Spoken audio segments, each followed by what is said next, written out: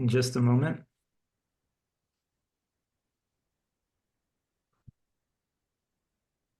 And just let me know if someone could let me know how my audio is coming through. Can you just write in the comments thumbs up? That would be good.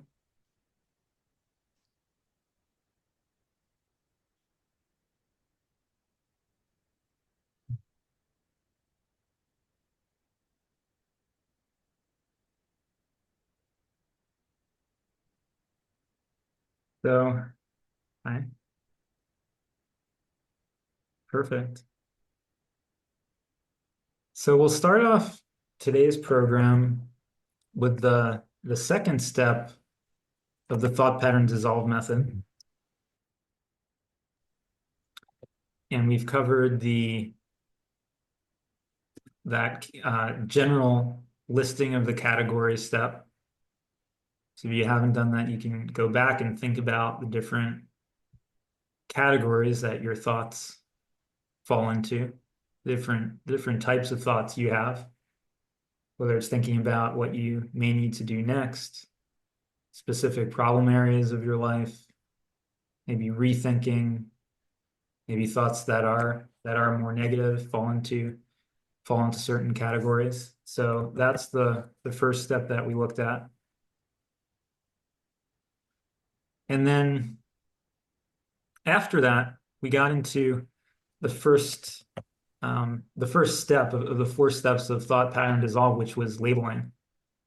And labeling ties very much into the first step. So if we know the category, that label can even just be the category itself.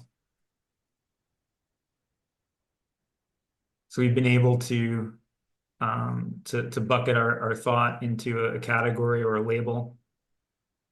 And we can, review just by practicing quickly that step. So we'll just take a minute. And the next thought we have, you can write into the chat.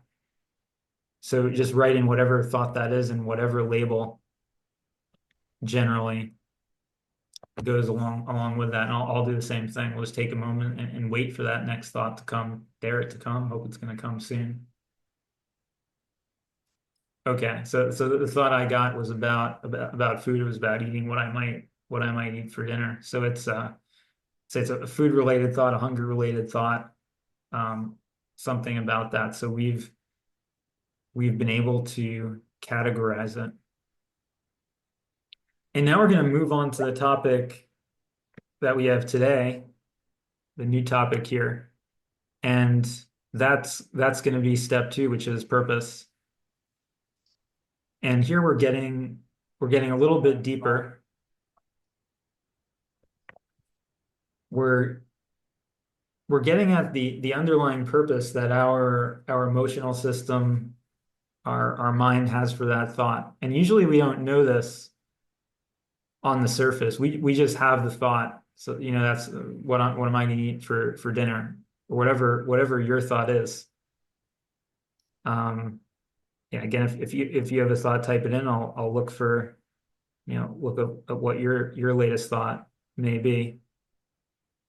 Um,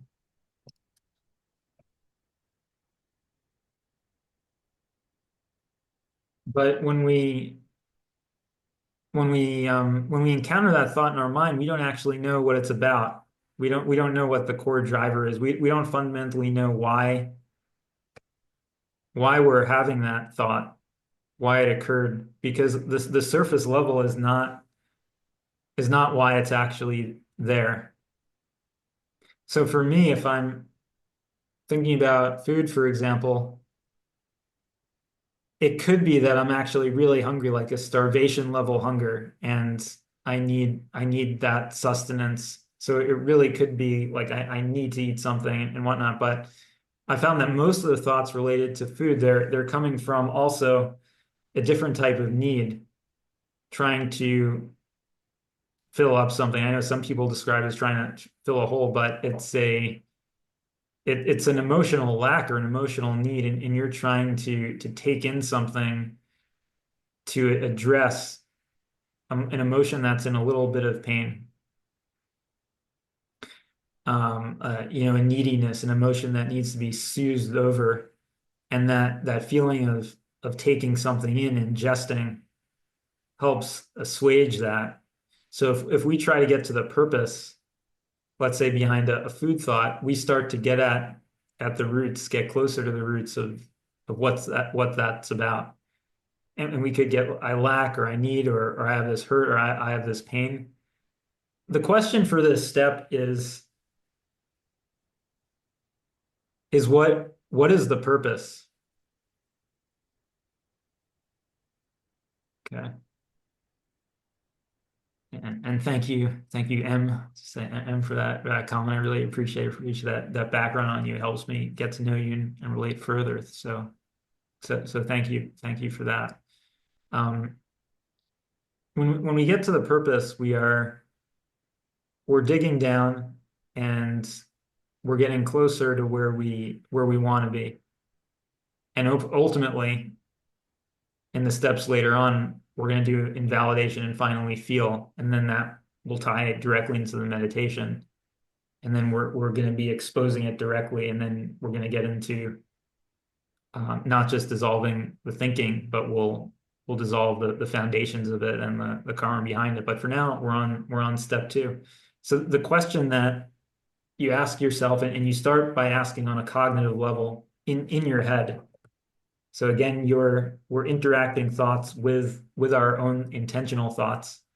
So the difference is instead of an unconscious thought that just arises naturally in your head and going on, we're bringing our own thought into the arena here. So the first thought we brought in step one was, what is this about? And then we got a category, a brief category, one, 2 words. Generally, what's it about? We got food. And now we're going to ask our minds, what is the purpose? Just like that. So you'll hear in your head, you'll talk in your head, and you'll ask the question, what is the purpose behind this thought? And now one of two things can happen. So you'll ask that question, you'll wait a little bit, and basically just look at the next thing that pops in your head. And one thing that you could get is an intuitive hit. So you may hear an interesting answer. It could be something you haven't thought of before that's getting at what that thought is actually about when you ask what is the purpose. So, and the purpose may be nothing related to food. I don't know. It's like my grandma died. I have this emptiness feeling, and that's why I'm eating the food. It could be totally unrelated. It could be super insightful. It could be an intuitive hit. And that does happen sometimes. The other thing that can happen is we just get another thought of what our mind thinks it's about. And maybe we've had similar thoughts and gotten similar purposes before, and our mind is feeding us the same kind of purpose. And that's also okay. So the second thing is just kind of a more mental based explanation of what the thought could be about. So food, let's say I've noticed before, food relates to my feeling of anxiety. And when I have anxious feelings, I want to eat more. So when I ask the question, what is the purpose? And let's say I've already kind of thought about this and asked this of that category before, my mind could just say, oh, I know that the purpose is something about anxiety. Fine, that's good enough. We generally know what the purpose may be, even if it's not 100% right, or even if it's too broad. You get a broad answer, even though it may relate to a very specific karma. We may just get the broad thing. That's fine, and then we can move on with the process. But we've gotten a little bit deeper, and we've moved from being at the surface level of the thought where we're going along with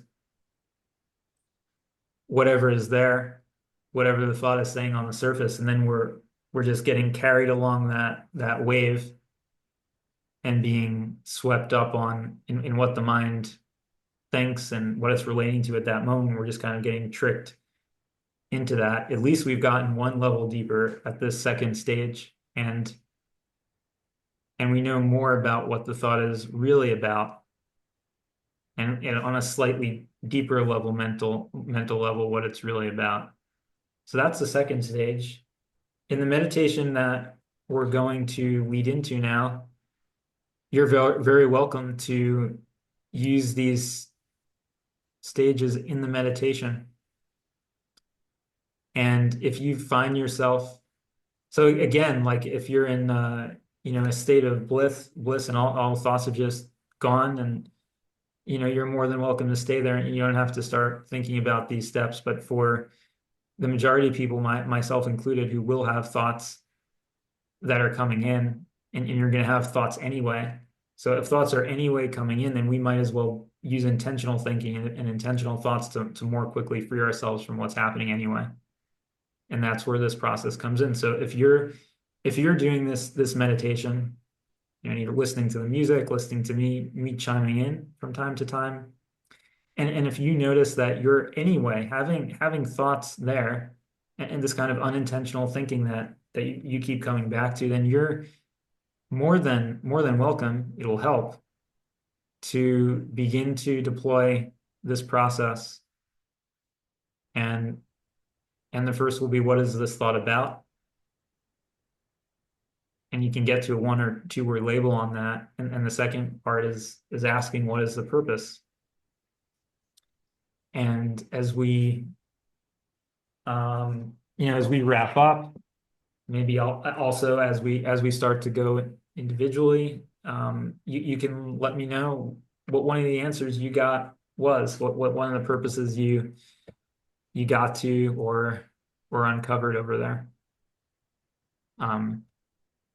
So now we're going to shift a little bit. We're going to shift into our meditation. You're welcome to be relaxed, and you can close your eyes as you do this. Before that, though, I will show you and demonstrate this mudra that we'll use just to start off with. It's not required, but we're going to use it just to start off with and help to add a little bit more grounding as we ease into the meditation. As we connect, as I connect with you, as my higher self that I'm just a small part of begins to connect with you, or rather you allow it, you welcome it into your field, because it needs basically an invitation from you to be able to come in and assist. And this is one physical process that we do as a symbolic gesture of that openness and welcoming. So we'll make a mudra called the cosmic mudra. It was used by Buddha under the tree he sat on. It's a very, very old mudra. I personally use this every day in my own meditation. It's good to improve the focus. The left fingers go on top of the right fingers. The thumbs touch lightly. And the way we're doing it now, you can rest it on your lap. In some Zen schools, it's held just above the lap, but we're just going to rest it on our lap. And we're going to use a simple mantra that sounds a little bit like clean, like you're cleaning the house, but it ends with an M, so it's going to be clean. So I don't believe there's actually an English word like that, but that's what we're going to use. So it'll sound like clean,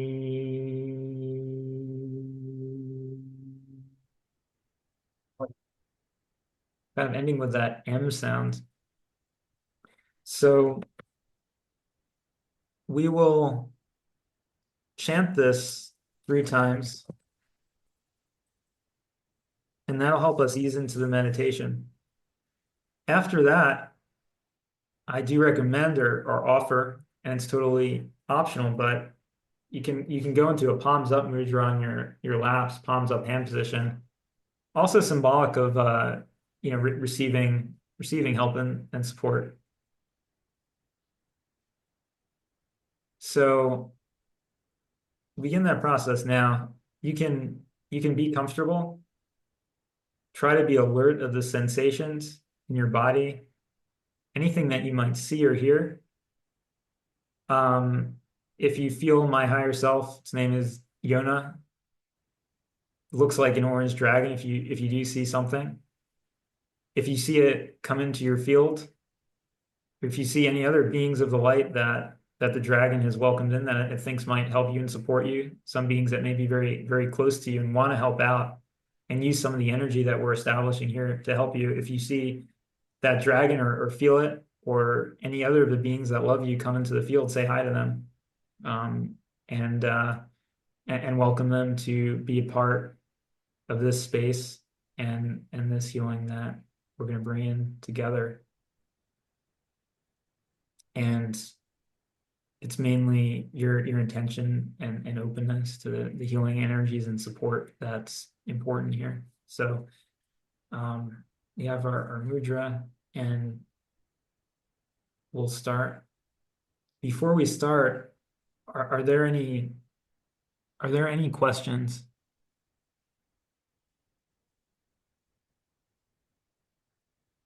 Okay.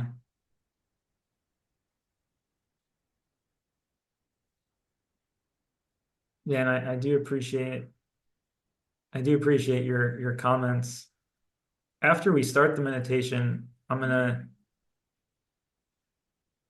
tune in specifically with you, um, M, and and we'll begin to deal with those issues on an energy level, and I'll tune in with your field as well to the extent I can. Um, and I appreciate the context that you provided here. Um, so let's go. And you're welcome to kind of sing this mantra along with me. We're going to say clean 3 times, and you can remain with your eyes closed after that. And I'll have my eyes closed sometimes, and sometimes I'll be looking at messages that may come through. Clean,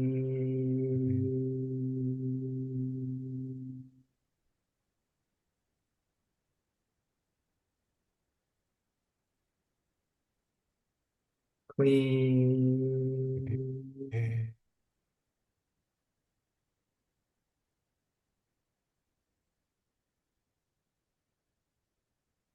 clean.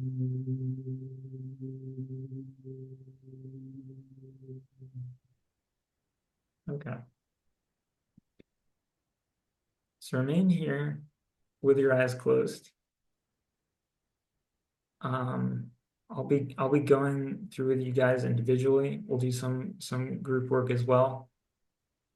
You'll have lots of healing throughout the meditation, no matter who I'm focusing on specifically. My awareness may be on one person, but the energy is spreading out, and Yona is here and she can work on multiple people at the same time.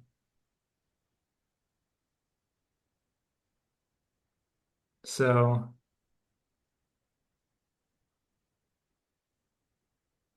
reading this, I see we have some lineage issues with the male and female line. And you're also in a place of different past, potentially a place of crisis and feeling ungrounded for very reasonable reasons based on situations that are obviously going on. So let's take a few breaths together as I sync with your field.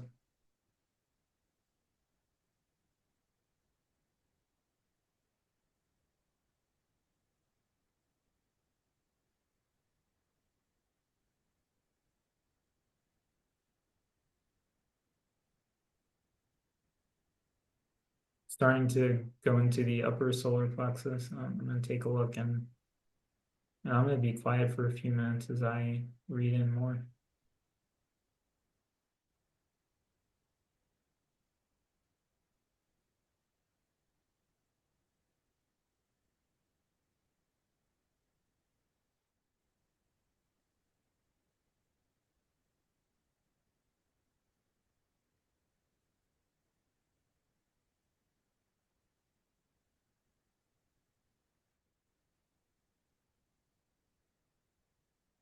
I'm feeling ungroundedness and a lot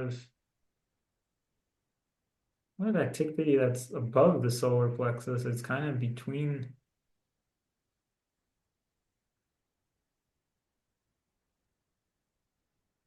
It's below the heart, but it's a little bit higher than I than I often feel it in people. I'm going to take a moment here.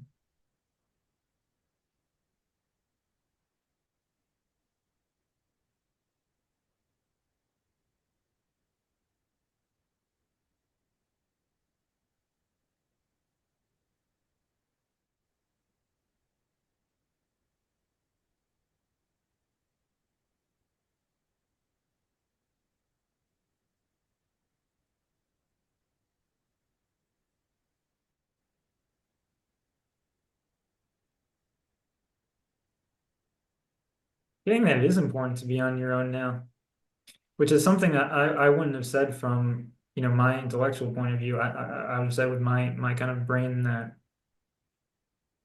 yeah, like it's not so great to make, rash decisions and move. And I mean, I would have tend to say or advise if, we were just sitting down as friends over the dinner table that, say to be with other people during this time. But what I was getting is that it is actually good to be alone.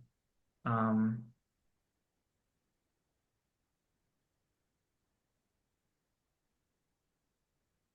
Kind of find your own way and reestablish yourself and become stronger and feel very independent and robust, and that time in solitude would actually be helpful at this time.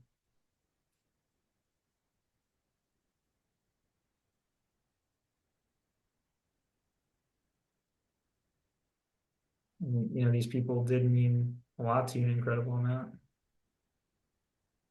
but unfortunately it is time to let them go because they're gone, and now it's necessary to move on, and you can find yourself more and clear your mind if you have some quiet alone. Um, I might not get, too carried away for it. I don't think it's going to be a forever thing. Um, and it may just be for 2 or 3 months, maybe even a couple of months, but that time, maybe in an ashram or a monastery in your region or in a rural area, not too far away.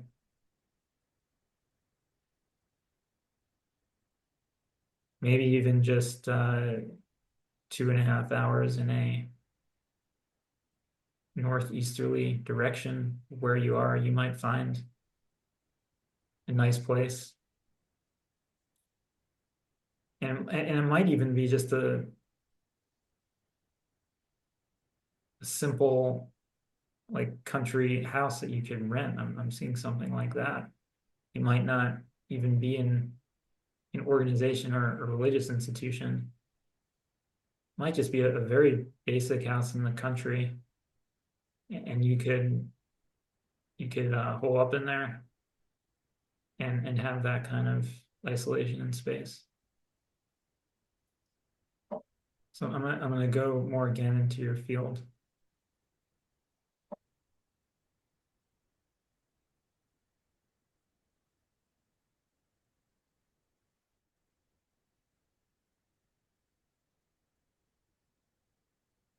I'm slightly on the left side, solar plexus, upper solar plexus in that region, but on the left above the solar plexus, above, kind of branching out from that chakra,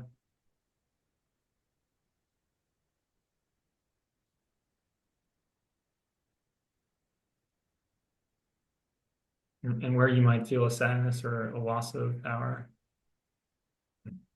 That's where some of the work is going on now. So you can take some gentle rest in that with me here.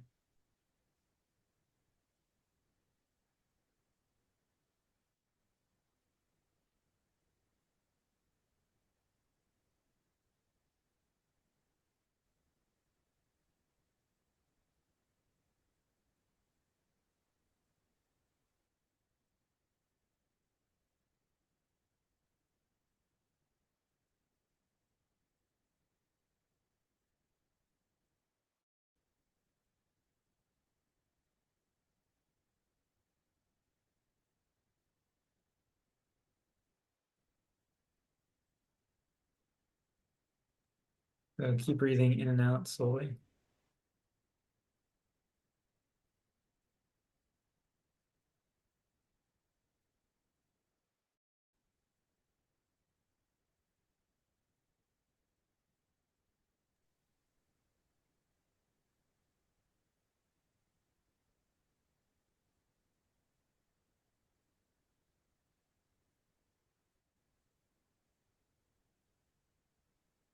And then, yeah, it's good that you found that support. Just yeah, don't get too entangled with things or worldly things in the next couple of months. But it's good that you're reaching out.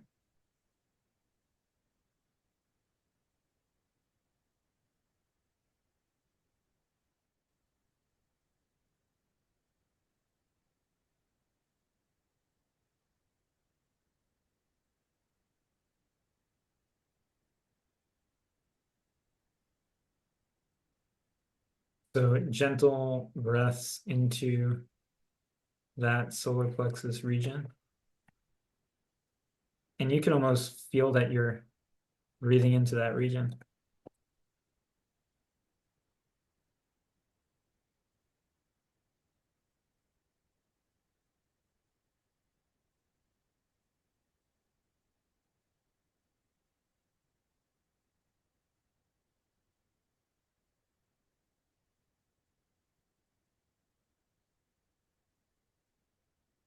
We're now going to shift over. That's good that you also are doing some solar chakra work. I think there's a lot more to go into there. It's not just one issue that we have. It's a lot of blockages that are often interlaid in slightly different areas or sometimes even overlapping each other. So we have to go in and to clear out an issue, we really have to move around in there. I feel there is still more there. We're now going to switch over to somebody who's on Facebook live stream with and we're going to say Ja, and we will we'll move over, or I will move over intentionally to her. Yona will keep working on Edward, on M, and the energy will flow in all directions. Everybody here, but yeah, I'll specifically turn my attention to Ja right now.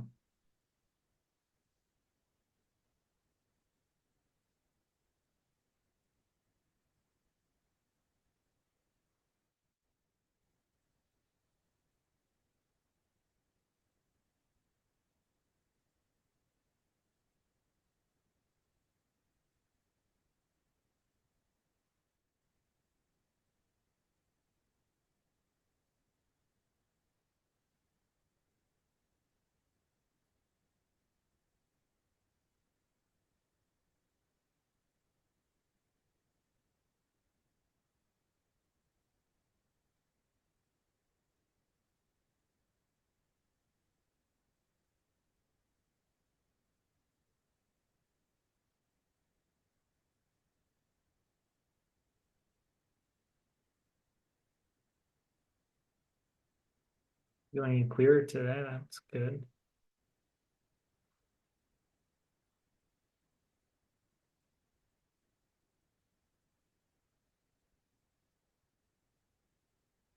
So take some breaths with me as I tune in.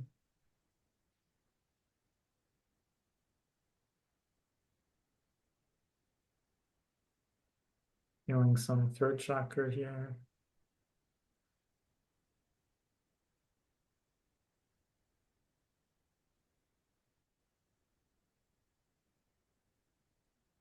Feeling some energy being to ramp up.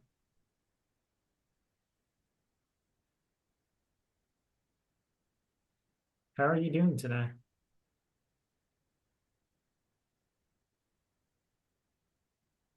You can type that in if you want. You can open your eyes for a second and type it in and then go back to the closed eyes. if you want, Ja. I'll take a look. We're slowly beginning to clear the field a little bit with some gentle hand circle motion indicating clearing, freshening the energies,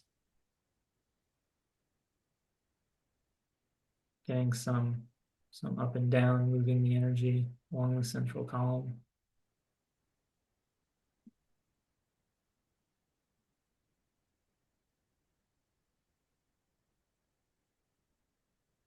And anybody is always welcome to, okay, seeing some switching in tunnels. What do you think the tunnels mean? It could be quite symbolic, so I'm curious.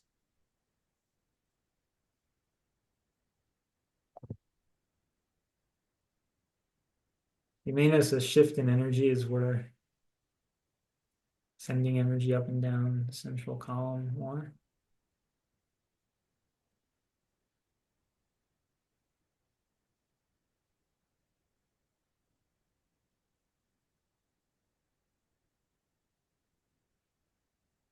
Holding steady here for a moment.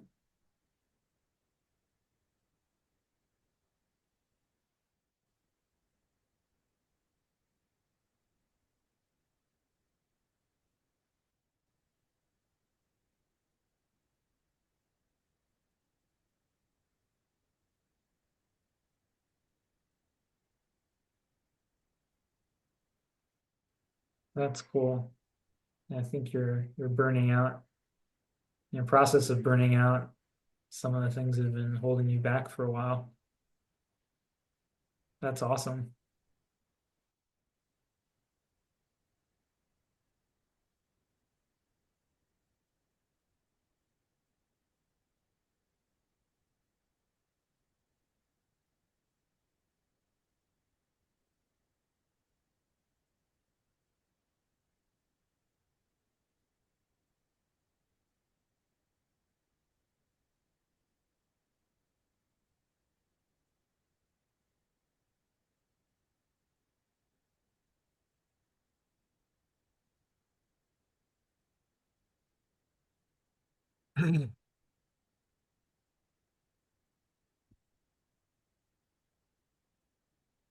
Yeah, that's awesome, Ben. I like your goals and the thoughts of helping others. Those are really well intentioned. So I really appreciate those, and spiritual world also appreciates those sentiments. The more you help others, the more they have the opportunity to help others, and in general, that helps lift up all of us, and all our consciousnesses are connected in the collective consciousness. So that's fantastic, and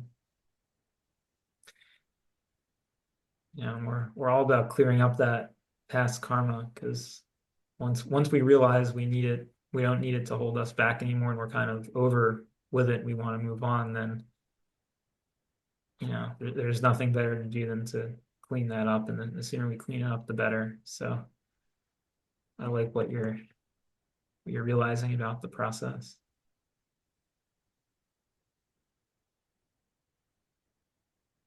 And we're continuing to do some more clearing and bat some stuff away as I'm, and again, my movements are controlled. I try to let my mind get out of the way and just let my higher self, Yona, dragon, do the movement. So we're batting away some of that old stuff that we don't want anymore, and pushing it out of our systems.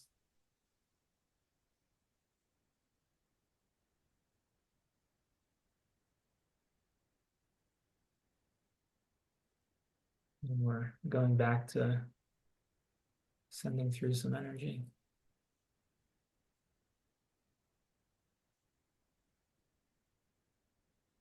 We're still very much in the solar plexus, and fanning out and upwards from there into the chest, from the solar plexus into the chest.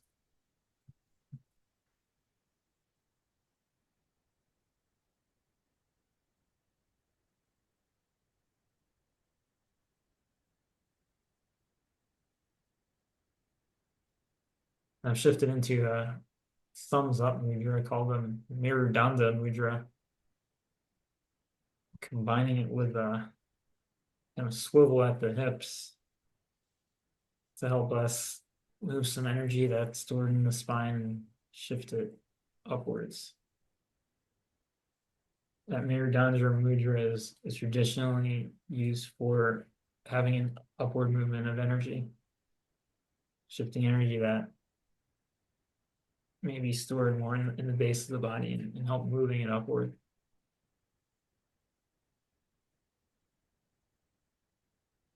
And it looks just like a thumbs up, your fingers curled in.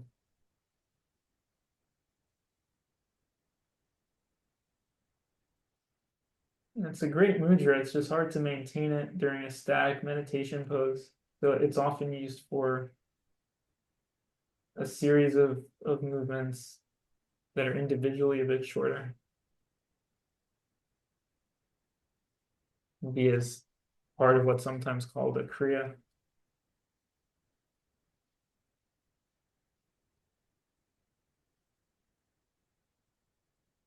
And we're, I'm often, guided in this process to make different mudras and gestures, and some of them are the same classical gestures that you often see in yoga postures or other kriyas. They're very traditional, and sometimes they're strange and things that I've never seen before.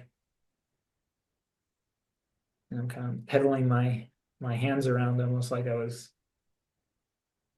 turning around the spinning wheel. This is something that I may not have seen before or been very infrequent. Again, trying to move the energies around more in the center of the body. We did some loosening at the base, and now we're in the center.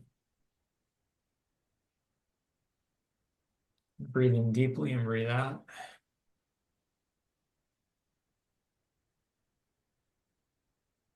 Arching back and tilting back and forth, but rotating more in that solar plexus area, loosening up.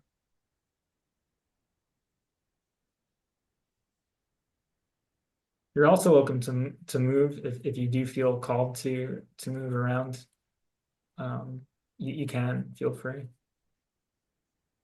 And if you are in a stationary position and concentrate like we normally do, then that's also great to continue the focus practice. And I'll just keep moving around as I'm guided to here and there.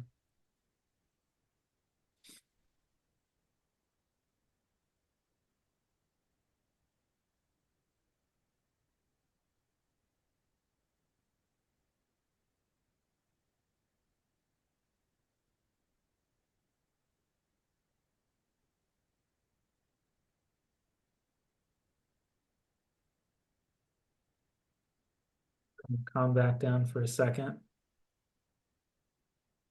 I'm going to see if anybody might be in the chat. And I see Dritten gave a thumbs up. I'm not sure if he's there. If you're there, Dritten, you can message in the Facebook chat. You can come into the Zoom.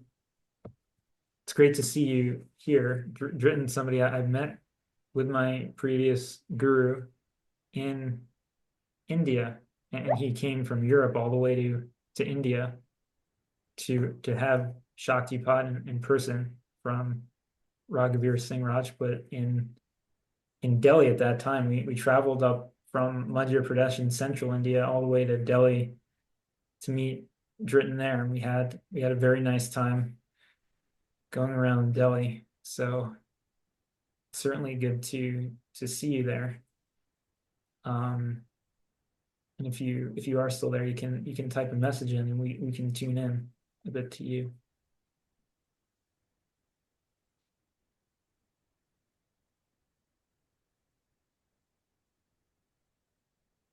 And Dritten does his own healing work as well.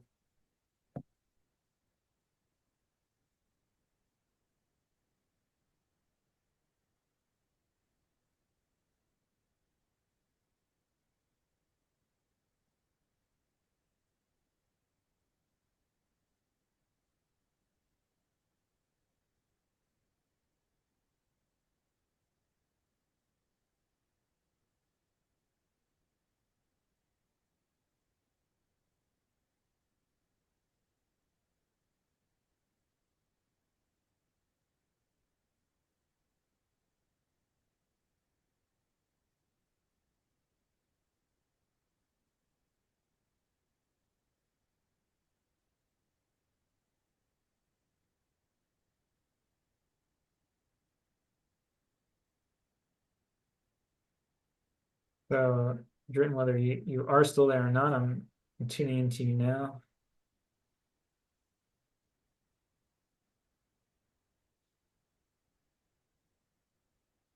Going down into the belly area below the solar plexus where we've been for a lot of this call, feeling some fire down there.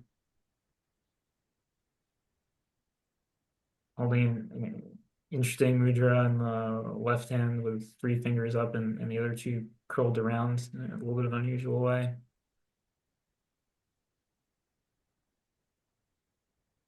And I'm feeling into that fire in the belly.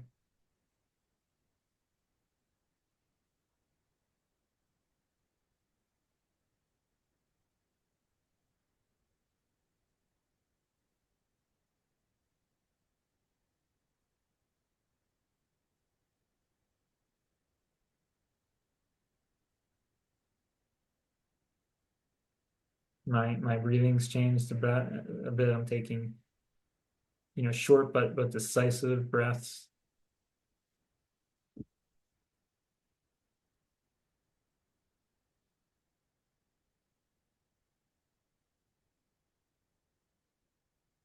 And um, if you are still there, we can come back to you more. Um,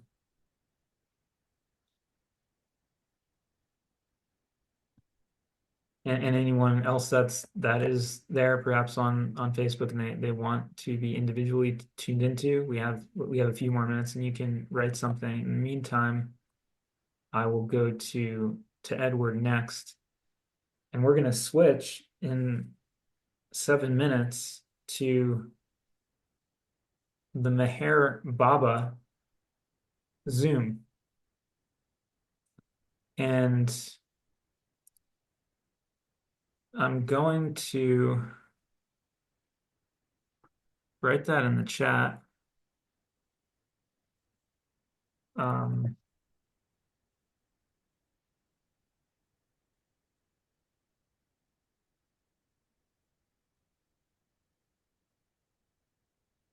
we're going to switch over there and we're going to have some more time with that community. This is the place where I spent time meditating in India, and Meher Baba worked on me during meditation as well over there. So Meher Baba is also another, um, is a very powerful being, and we'll also be feeling his energy in the in that call as well. And my energy is very seamless and very compatible with his, and I actually don't feel a separation between those energies, which is very interesting. And it could be because I've spent so much time over there, and it also could be that the frequencies and the style is very similar.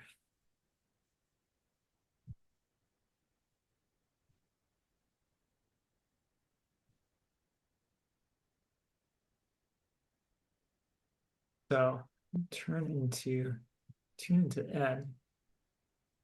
Thank you for joining twice today. I really appreciate that.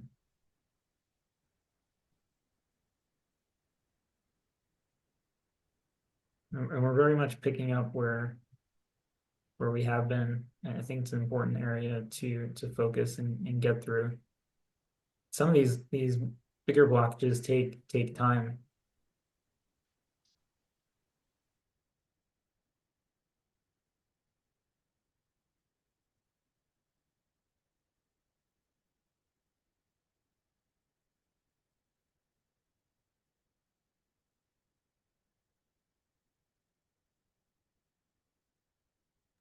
So, we very often have these quick wins with these smaller blockages, and it can be very gratifying to even sometimes in a session, an hour, or even a few minutes.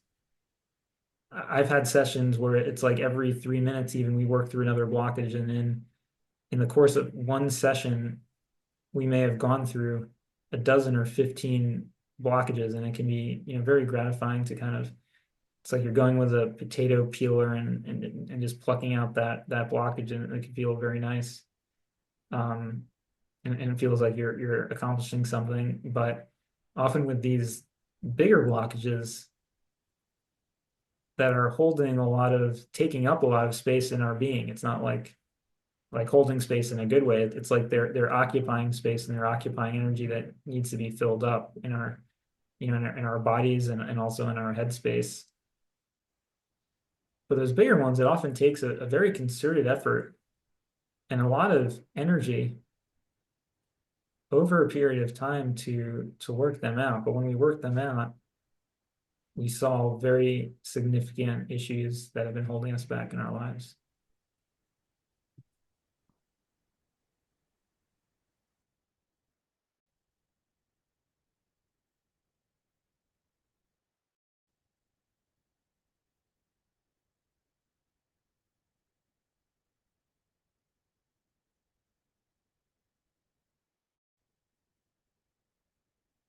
And that brings us back again to the solar plexus region.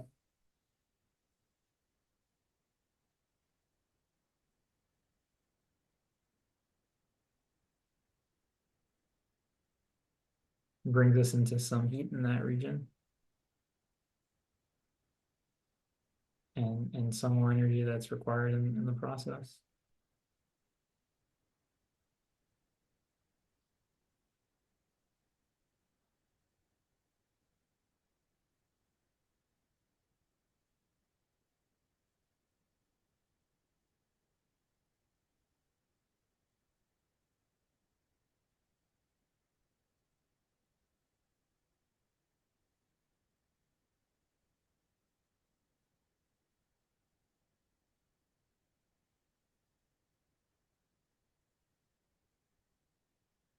On a very tangential side note, I am testing out a new camera that has a little bit of a wider setting, and you don't have to open your eyes now, but you can ping me on Facebook afterwards and let me know if that works for you, if you like it better, or for whatever reason you like the previous one better. Technical issue, not related to healing, but your suggestions help. And if the audio isn't good, or there's too much background noise, there's some very mundane logistical issues that help the process, because they keep everybody comfortable and able to have a good experience.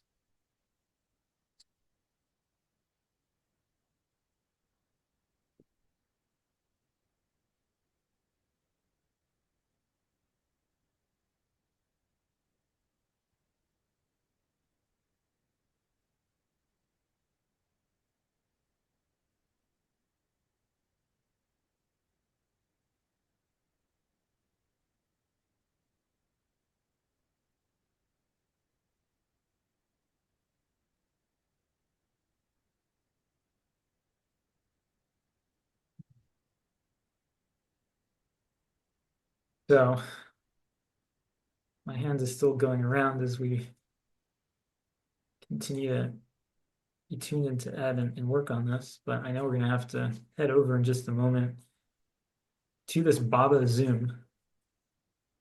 And I certainly hope that everybody who's able to can join there, and we're going to continue with this process. It's just going to be in the context of this group, which is a particular group related to this Hindu saint.